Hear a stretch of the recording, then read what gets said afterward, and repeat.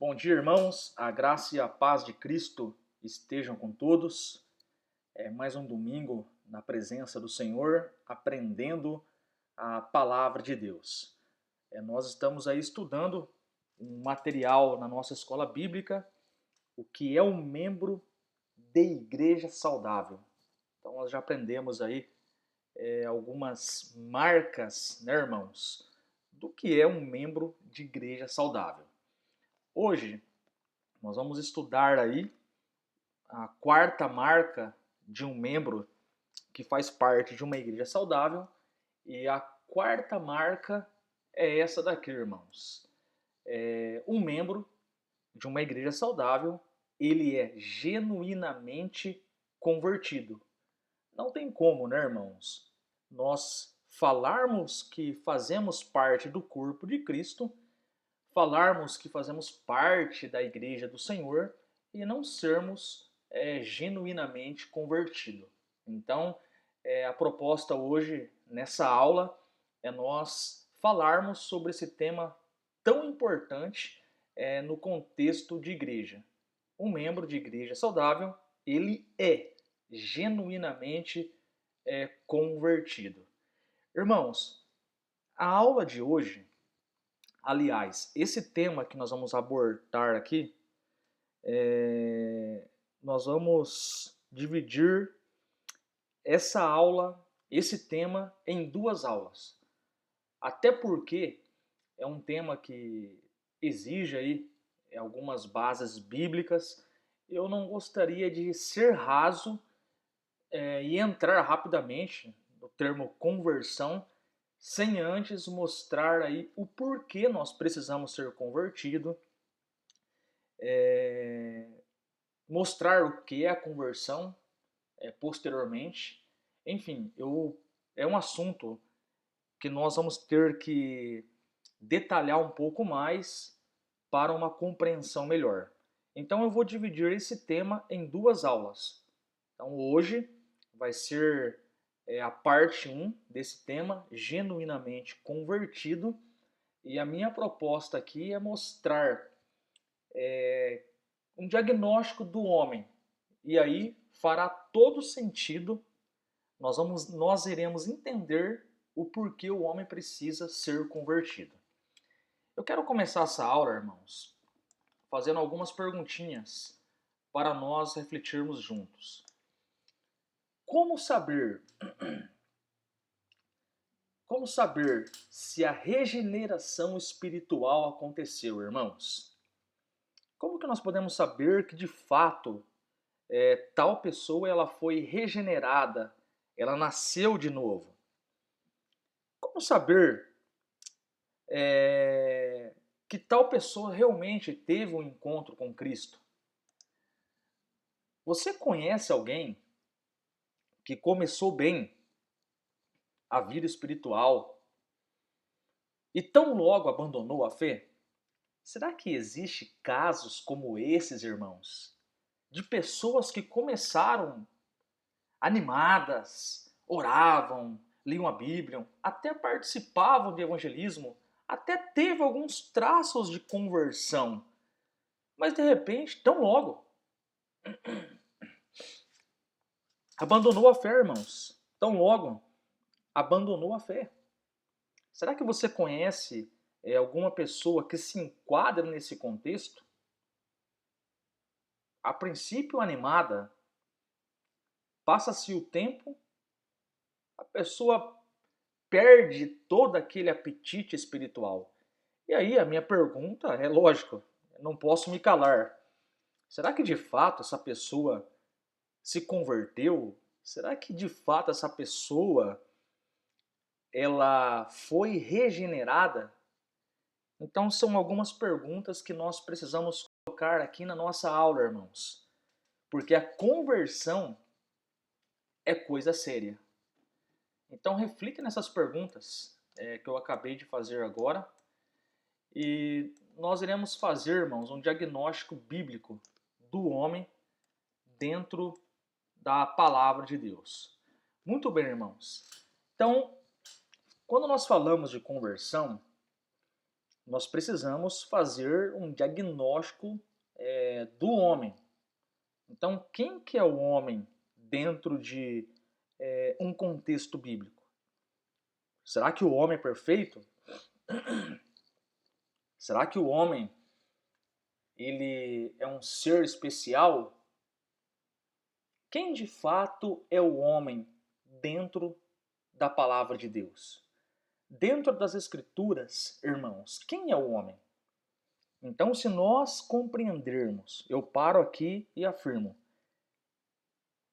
se nós compreendermos quem é o homem dentro de um contexto bíblico, fará todo sentido nós entendermos o significado da conversão. Então, marca aí no seu caderno. Primeiro, eu preciso saber quem é o homem dentro de um contexto bíblico. Então vamos aqui, irmãos, fazer uma fotografia do homem dentro de um contexto bíblico. Vamos ver quem é o homem de fato dentro da Bíblia? Muito bem, irmãos. Antes de nós fazermos isso, eu gostaria que você entendesse alguns termos e isso vai ajudar muito na compreensão dessa doutrina chamada conversão. Então, quais são os 3 conceitos bíblicos, ainda que não estejam lá registrados de forma explícita, mas são conceitos que realmente existem dentro da palavra de Deus. Então, é por isso que eu disse que eu vou precisar dividir esse tema em 2 aulas. Porque o meu propósito é que de fato você entenda essa doutrina da conversão. Pastor, quais são os 3 conceitos que eu preciso entender? E se eu entender, pastor, esses 3 conceitos, vai jogar uma clareza no entendimento da doutrina da conversão. Realmente, se você entender o que eu vou falar aqui, o significado desses 3 conceitos, você perceberá no final dessa aula que fará toda a diferença no entendimento da doutrina da conversão. Bom, primeiro, irmãos, pacto das obras. O que é esse pacto das obras? Aonde se encontra esse pacto das obras? Muito bem, irmãos. O pacto das obras foi um pacto que Deus fez lá no Jardim do Éden. Ele fez esse pacto com Adão e Eva, logo lá no princípio da criação. Podemos afirmar que Adão e Eva, eles foram nossos representantes perante Deus. E foi com eles que Deus ele fez esse pacto das obras.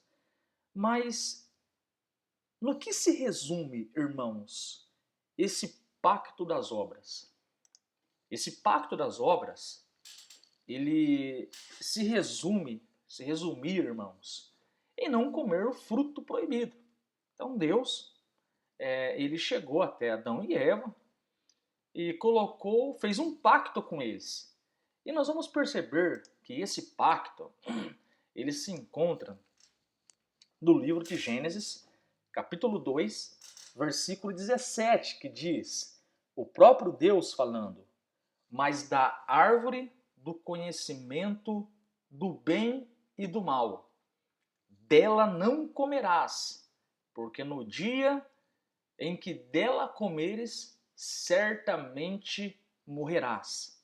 Então, o pacto das obras que Deus fez com Adão se resumia em eles não comerem do fruto da árvore do conhecimento do bem e do mal. Se eles praticassem uma boa obra de não comer o fruto, eles iriam ter vida. Se eles transgredissem a lei de Deus e comessem o fruto da árvore proibida, certamente eles iriam morrer. Então, irmãos, esse pacto ele foi feito com quem? O pacto era entre o nosso representante, Adão. Adão nos representou no Éden, e Deus.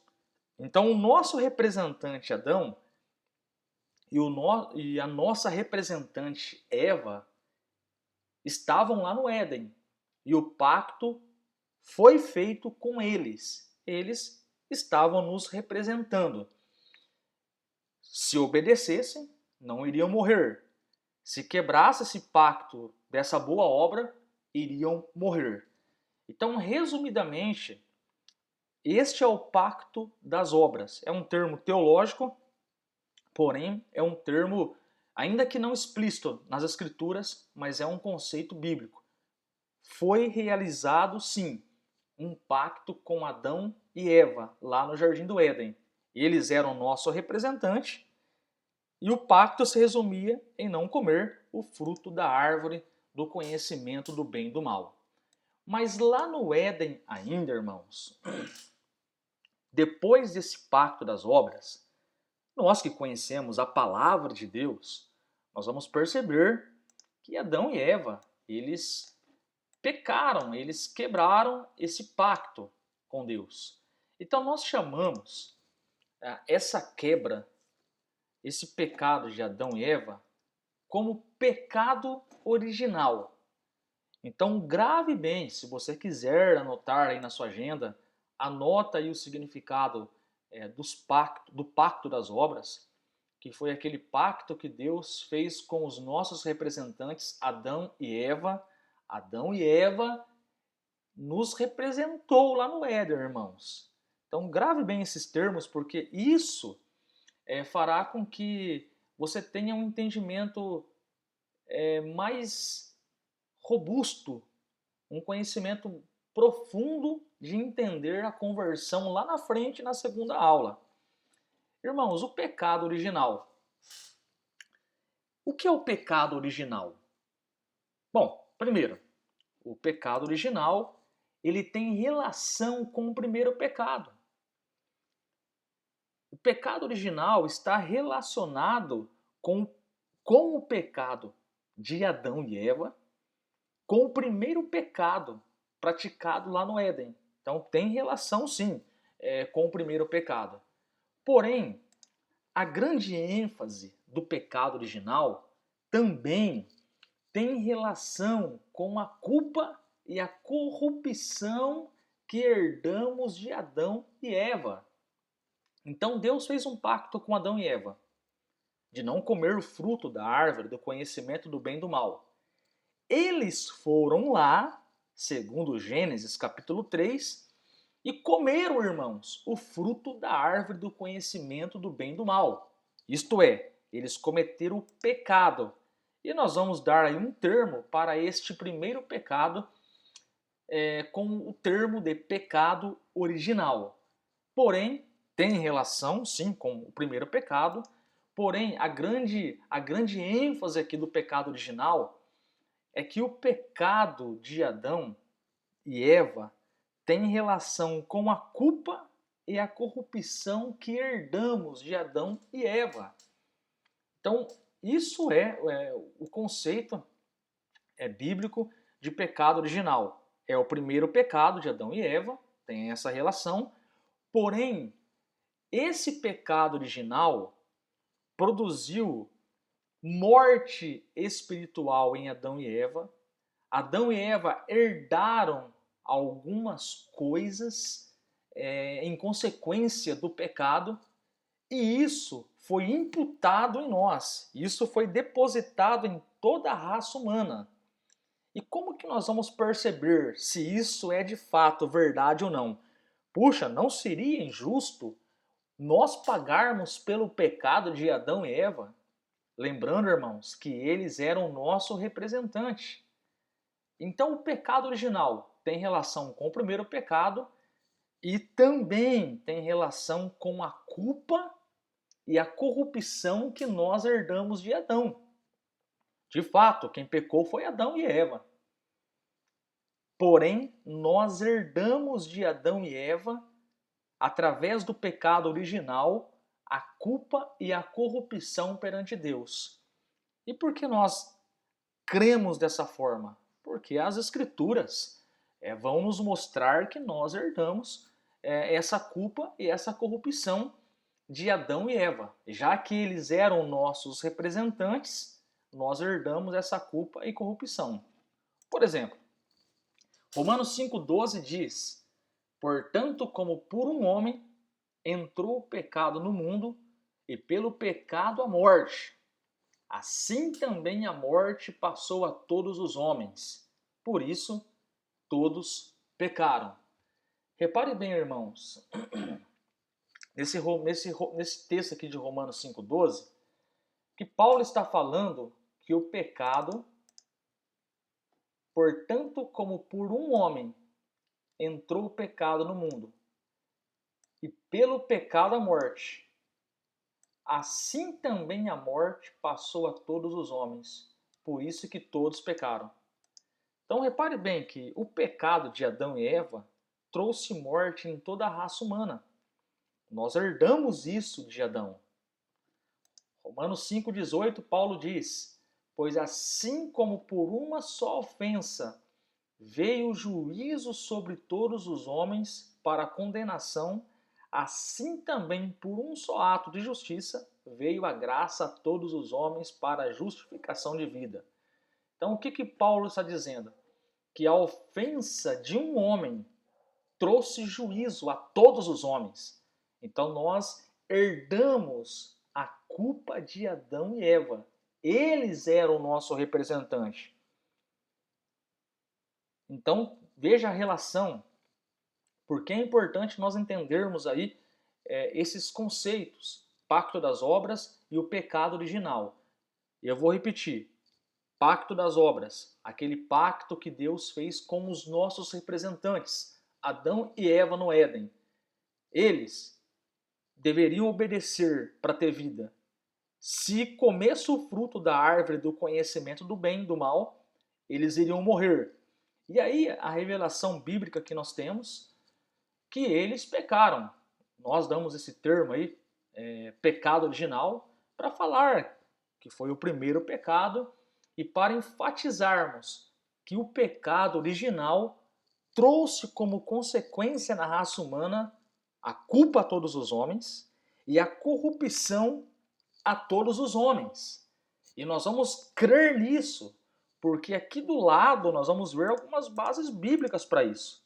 Então a revelação que nós temos do Novo Testamento é que, de fato, nós herdamos de Adão a culpa. Se Adão é culpado, nós somos. Se Adão e Eva foram corrompidos, toda a raça humana foi corrompida. E aí o salmista Davi, lá no Salmo 51, versículo 5, vai reforçar essa ideia dizendo: eis que em iniquidade fui formado, e em pecado me concebeu a minha mãe. O salmista, ele deixa bem claro para nós, irmãos, que nós herdamos essa corrupção. E isso ocorre desde o nascimento. Então, é importantíssimo nós entendermos esses conceitos bíblicos, porque fará toda a diferença na compreensão da nossa conversão. Pacto das obras, os irmãos já entenderam o que é, e o pecado original, que tem relação com o primeiro pecado, mas o principal do pecado original, não é o primeiro pecado, tem relação com a culpa e a corrupção que herdamos de Adão e Eva. Toda a raça humana herdou essa culpa e essa corrupção através do pecado original. Base bíblica para isso: Salmos 51, versículo 5, Romanos 5,18, Romanos 5,12. Tem muitos outros textos que eu poderia colocar aqui. Porém, precisaria transformar esse tema aí em 3, 4 aulas, que não é o nosso propósito neste domingo de manhã. Muito bem, irmãos. E aí nós entendemos que depois que Deus fez o pacto das obras, depois que Adão e Eva pecaram, nós vamos perceber que o resultado foi que o homem ficou totalmente depravado. A depravação, ela não foi parcial. O pecado de Adão e Eva não afetou somente algumas partezinhas do homem, não, irmãos. O pecado original de Adão e Eva, que trouxe corrupção a toda a raça humana, e todos, por causa de Adão e Eva, são culpados, não são inocentes perante Deus. Depois do pecado original, nós vamos perceber que a depravação ela foi total no homem. Alguns falam que o pecado afetou somente algumas partezinhas do homem. De maneira nenhuma. Eu não concordo com essa posição. Respeito quem concorda, quem defende, mas mediante as escrituras, de forma bem explícita, nós vamos perceber que realmente o pecado ele afetou o homem na sua totalidade. Todo homem foi afetado pelo pecado. E quando eu digo que todo homem, irmãos, foi afetado pelo pecado, eu estou dizendo que o homem por completo, corpo, alma e espírito, foram totalmente afetados pelo pecado.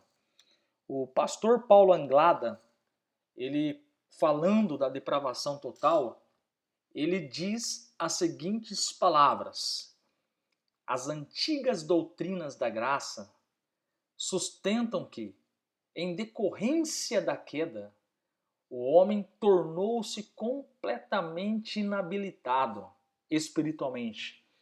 Grave bem essa palavra aqui, irmãos. Inabilitado. O que o Paulo Anglada ele está defendendo aqui?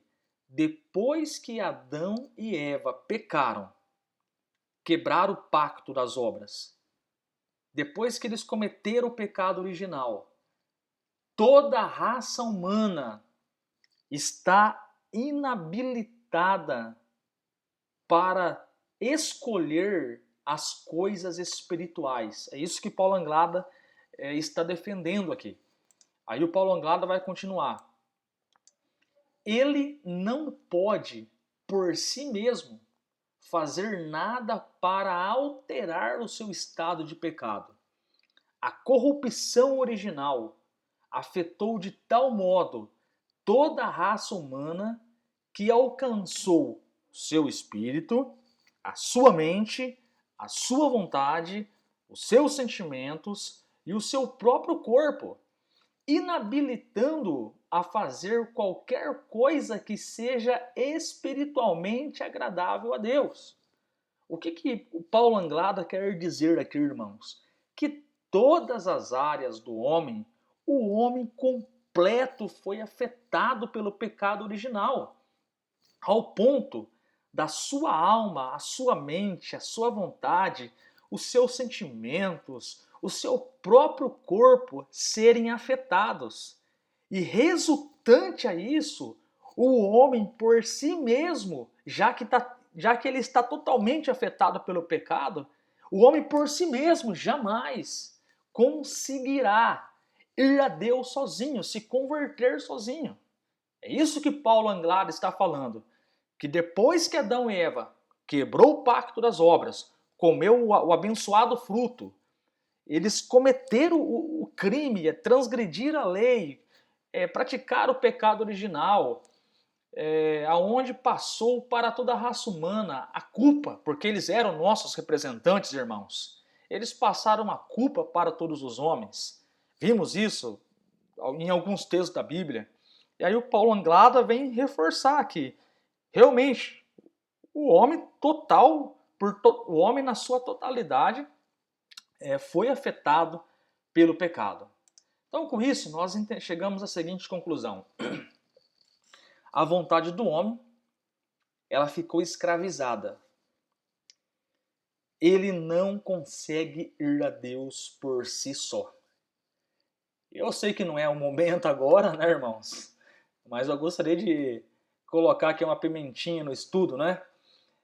Se a vontade do homem ficou escravizada e ele não consegue ir a Deus por si só, quem será que vai converter o homem? Quem é o único que pode converter o homem? O homem se converte sozinho Ou alguém converte ele, irmãos? O que vocês acham? O homem se converte sozinho, pela sua própria vontade, ou alguém tem que converter o homem?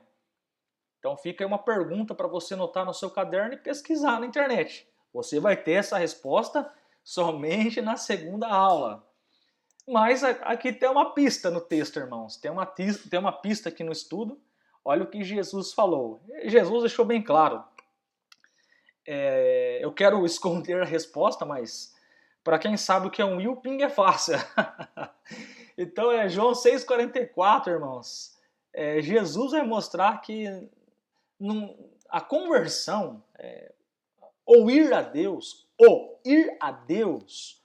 não depende do querer do homem. E isto fica bem claro em João 6,44. Não depende do homem querer, porque a questão é que o homem não pode. João 6,44 diz: ninguém pode vir a mim se o Pai que me enviou não o trouxer. Mas aí alguém pergunta: pastor, mas quem foi a Deus? Fui eu mesmo, pastor. Foi eu que escolhi. Eu quis me converter. Mas aí Jesus vai dar a resposta. Você só se converteu. Você só veio a mim porque o Pai te trouxe. Senão você não veria, senão você não se converteria. Praticamente já dei a resposta, né, irmãos? Mas eu quero enfatizar aqui, porque a escola bíblica ela tem esse propósito de nós aprendermos e crescermos na graça e no conhecimento. Nós já vimos isso numa marca que nós estudamos, se não me engano, domingo retrasado, que um membro de igreja é aquele que cresce. Então, nessa primeira parte, o que eu quero mostrar para você? Que você começa aí a usar esses termos, né, nas suas explicações bíblicas. Porque se você entender tudo isso daqui, você terá argumentos para responder um amigo de trabalho, algum parente seu, ou até mesmo um novo convertido que está chegando agora nos caminhos do Senhor. Então é importante nós entendermos isso daí. Então grave aí na sua agenda, no seu caderninho ou no seu celular, o pacto das obras. Foi aquele pacto que Deus fez com os nossos representantes, Adão e Eva no Éden. Esse pacto foi feito entre pessoas, Adão e Eva mais Deus. Se eles cumprissem o pacto, vida. Se quebrasse o pacto, morte. E nós sabemos que eles pecaram, e aquele pecado nós chamamos de pecado original, porque tem relação com o primeiro pecado, mas esse termo pecado original tem uma forte ênfase. Não somente porque é o primeiro pecado lá do Éden, não. Mas a grande ênfase do pecado original é aquilo que o pecado original produziu em toda a raça humana. Culpa e corrupção. Todos já nascem culpados e todos são corruptos, pecadores perante Deus, porque todos pecaram e destituídos estão da glória de Deus, e não há um justo sequer na face da terra. Isso Paulo fala em Romanos 3,10.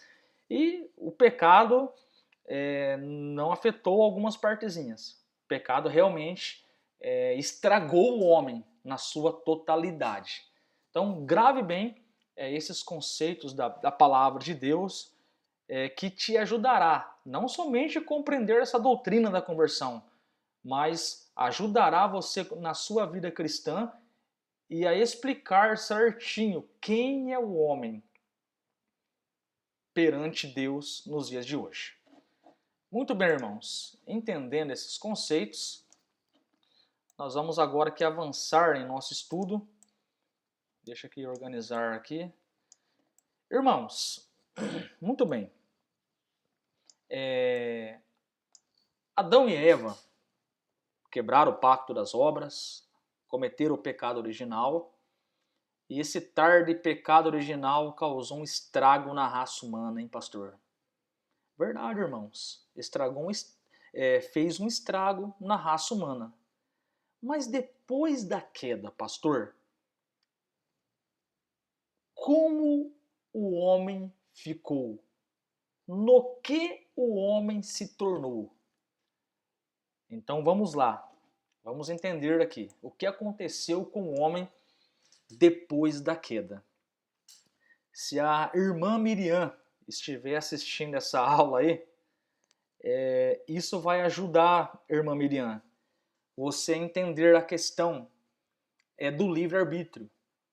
Porque quando nós entendemos a doutrina do pecado e da depravação total, você vai perceber que essas características que eu vou mostrar aqui do homem depois da queda, vai mostrar que o homem não tem liberdade nenhuma.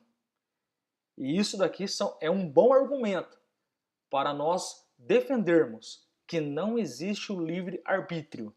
Eu já expliquei lá na sala de aula o que é o livre-arbítrio. O livre-arbítrio é a capacidade do homem escolher o bem e escolher o mal. Porém, nós vamos perceber aqui, dentro de um contexto bíblico, que depois da queda, o homem ele não consegue escolher o bem por si só, a não ser que Deus atue. Porém, se Deus não atuar e deixar o homem viver a sua vida, a vontade do homem sempre vai inclinar para o mal.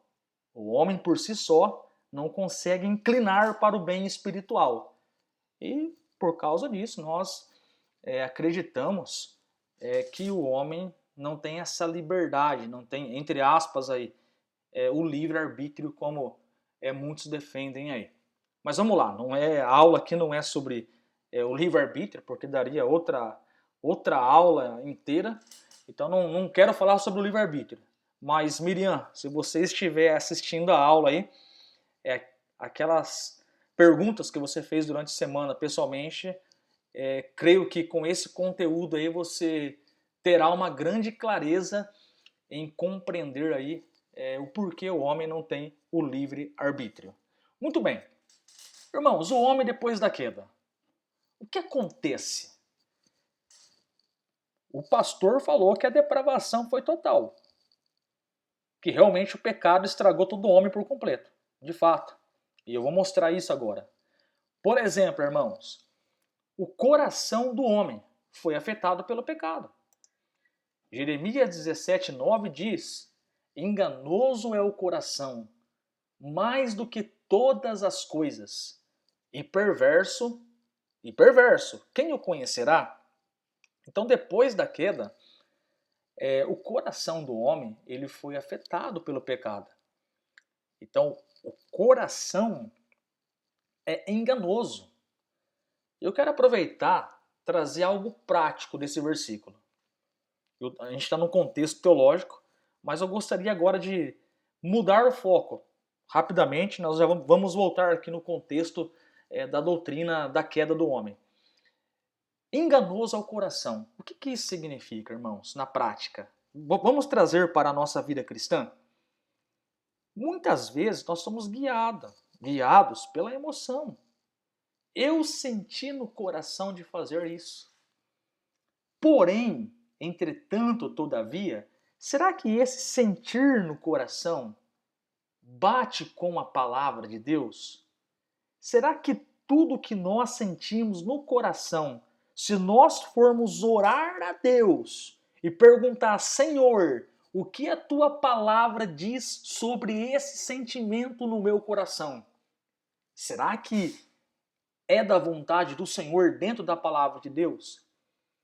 E trazendo numa aplicação prática da vida cristã, nós vamos perceber, irmãos, que nem sempre aquilo que está no nosso coração, Deus está no negócio. É aquele relacionamento errado, é aquela compra errada, são aquelas decisões erradas que nós tomamos no dia a dia e não consultamos a Deus. Nós pensamos que o nosso coração é uma bússola para nos guiar, mas não. O profeta Jeremias diz que enganoso é o coração. Então, tome cuidado. Eu estou saindo do teológico para o prático agora, aplicando esse versículo. Tome muito cuidado com o seu coração. Tudo que você está pensando em fazer, essa semana, será que Deus ele está nesse negócio aí? Aquela viagem que você pensa em fazer, será que Deus está nessa viagem? Aquela compra que você quer fazer, será que Deus está naquela compra? A saída desse emprego que você está querendo sair, será que Deus está nesse projeto? Aquilo que você está pensando do irmão A e B, será que é verdade? Ou o seu coração é enganoso? Então nós precisamos tomar muito cuidado com o coração. Isso eu estou trazendo para a aplicação prática, estou trazendo a aplicação prática do texto. Mas vamos voltar no foco aqui. Irmãos, então depois da queda, o coração do homem foi afetado pelo pecado. Então o coração do homem é perverso. Jesus disse que é do coração que sai o adultério, a ira, os homicídios. Então o coração do homem, depois do pecado, ficou totalmente corrupto. Outra coisa que aconteceu depois da queda lá do Éden, onde os nossos, irmãos, representantes, Adão e Eva, pecaram, outro sintoma que aconteceu na raça humana é que o homem já nasce em pecado. O homem peca não porque ele é o homem peca não porque ele é pecador. O homem não é pecador porque peca. O homem peca porque é pecador desde o nascimento. O que, pastor? O homem já nasce em pecado? Uma criancinha já nasce em pecado? É a revelação que nós temos, irmãos. Salmo 51, versículo 5. Eis que em iniquidade fui formado, e em pecado me concebeu minha mãe.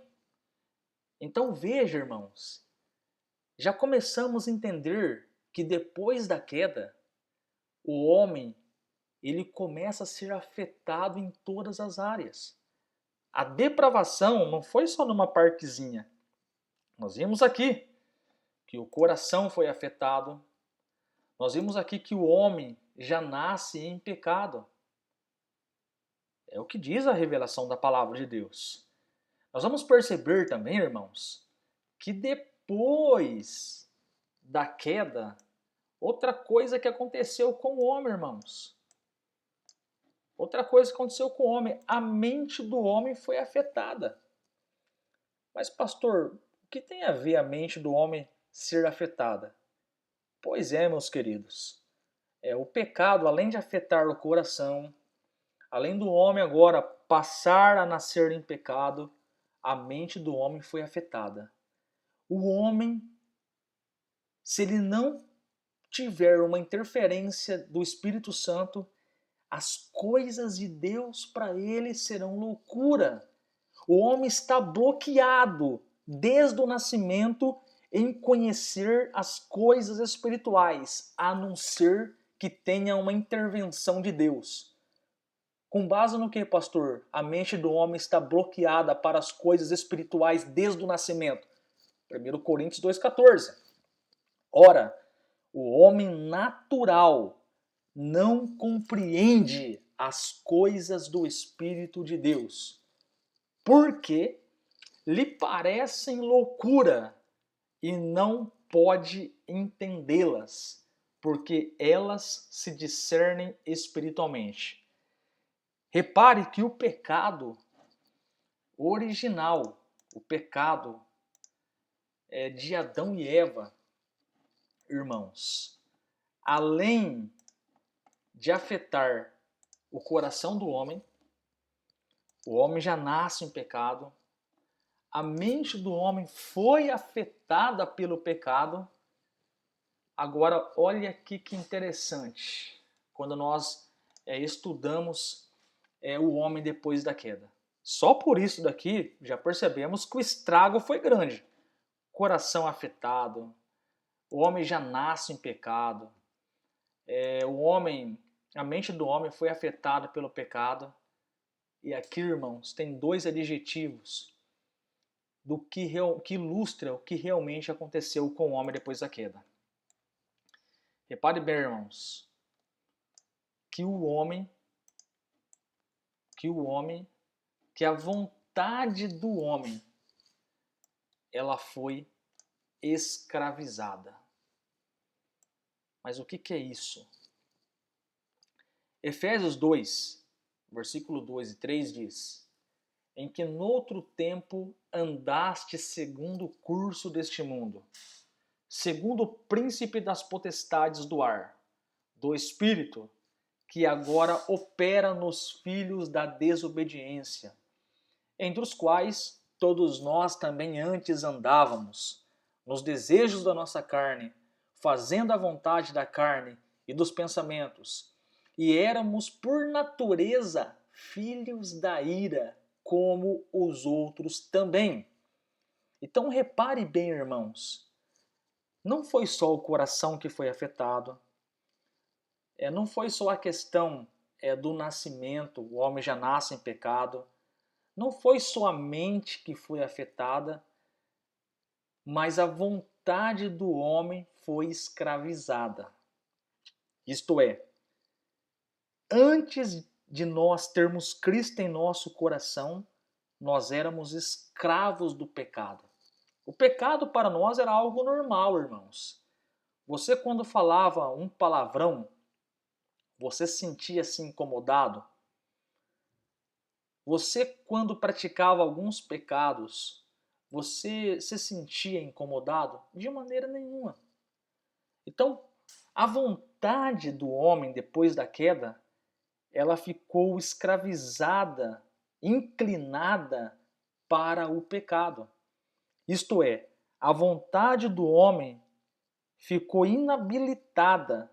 O homem não é habilitado por si só a fazer o bem. Pelo contrário, a vontade dele está amarrada. A vontade dele é escrava. Isto é um cenário, é um quadro clínico espiritual do homem depois da queda. A vontade do homem é escravizada. Jesus, ele disse em João 8,34, respondeu-lhes Jesus, em verdade eu vos digo, que todo aquele que comete pecado é escravo do pecado. Então, depois da queda, irmãos, depois da queda, o coração do homem foi afetado. Então não foi só algumas partezinhas.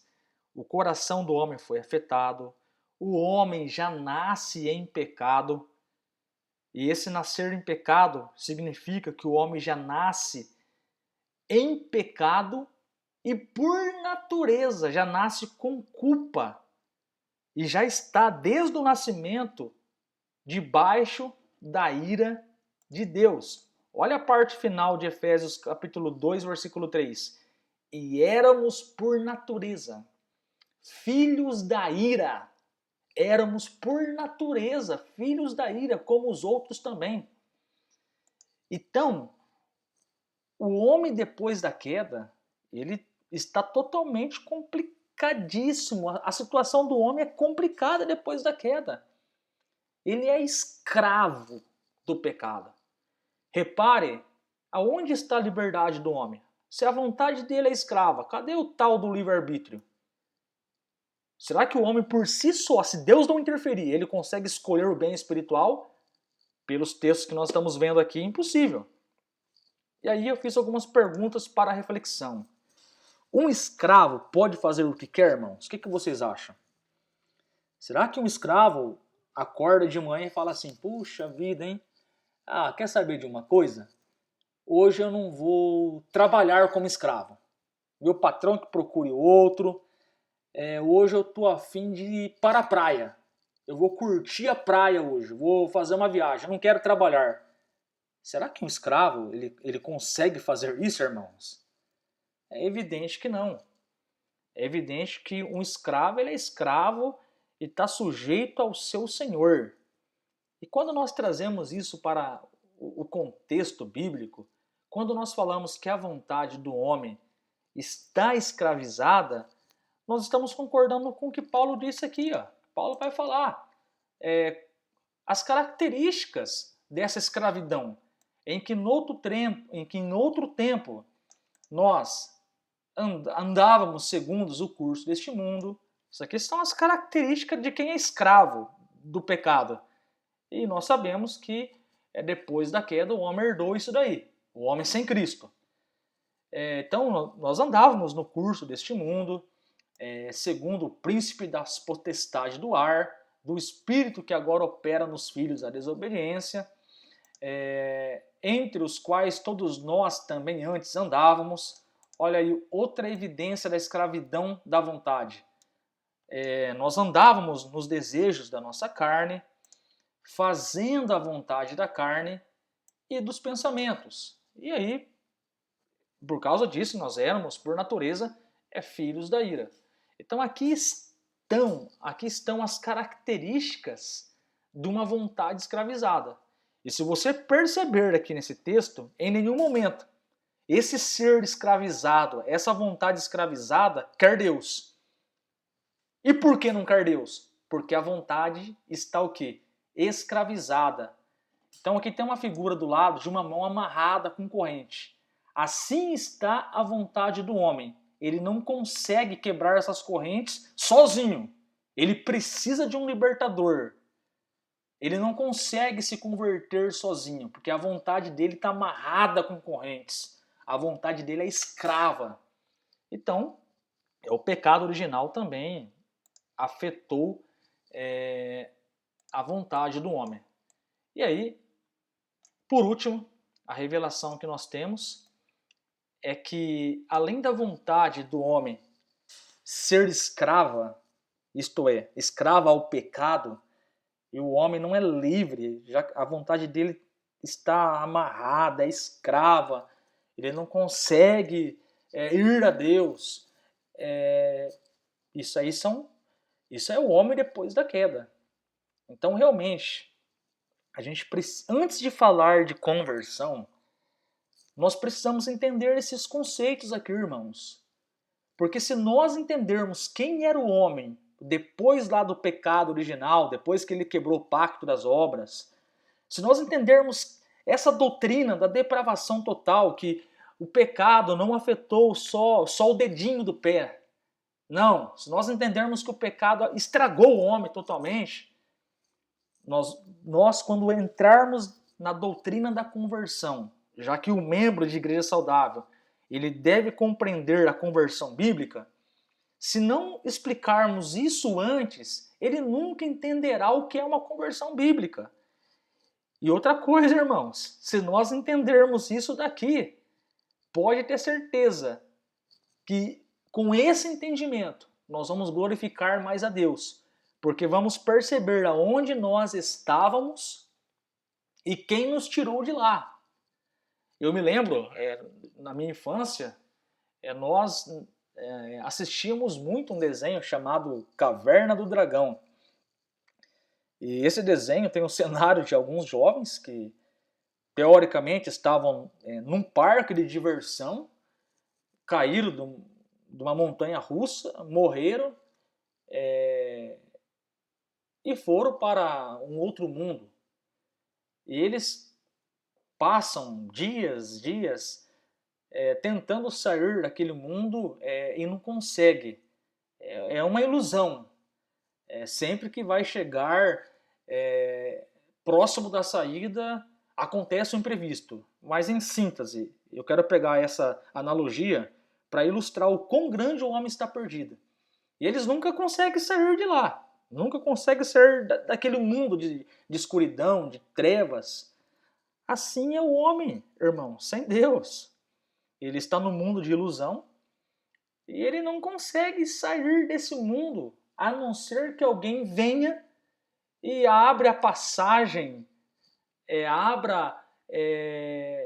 uma passagem para ele voltar para casa, para ele voltar a ter o relacionamento com o seu mundo. E aqui falando, tem que ter alguém que abre a passagem, que arranca a corrente, que arranca a cegueira e leve tal homem aí a voltar para Deus. Tem que ter alguém para ajudar, senão por si só não vai conseguir. Mas isso daqui que eu vou falar agora, essa característica do homem depois da queda, ilustra tudo. Quem é o homem depois da queda?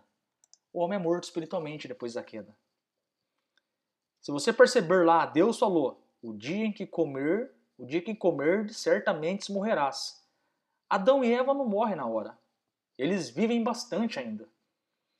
Porém, outro tipo de morte ali, claro, posteriormente eles passaram a morrer fisicamente, o resultado do pecado.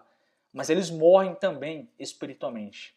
O apóstolo Paulo disse em Efésios 2:1: E vos vivificou, estando vós mortos em ofensas e pecados.